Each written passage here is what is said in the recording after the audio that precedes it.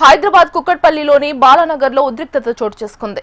ఇందిరానగర్లో జరుగుతున్న అభివృద్ధి పనులను ఐటీపీఎల్ అధికారులు అడ్డుకునేందుకు ప్రయత్నించారు.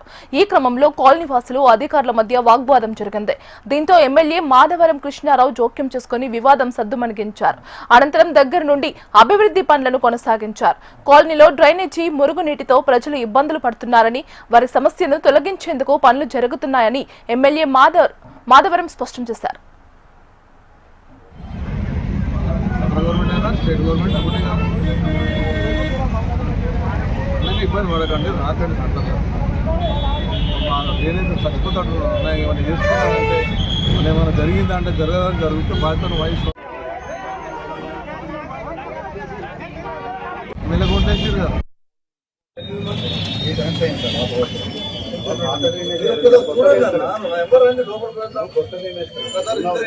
లోపలికి పెడతాం, వాళ్ళ పరిస్థితి వేరే చూడండి. ఇళ్ళకు మురికి నీళ్ళు వచ్చేస్తున్నాయి.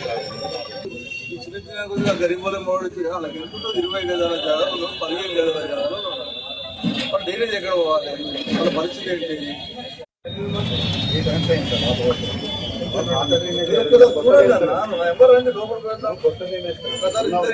లోపలికి పెడతాం, వాళ్ళ పరిస్థితి వేరే చూడండి. ఇళ్ళకు మురికి నీళ్ళు వచ్చేస్తున్నాయి. ఈ చిన్న చిన్న కొద్దిగా గరీబుల మోడీ వాళ్ళకి ఎంతుంటుంది, 20 గజాల జాగాలో 15 గజాల జాగాలో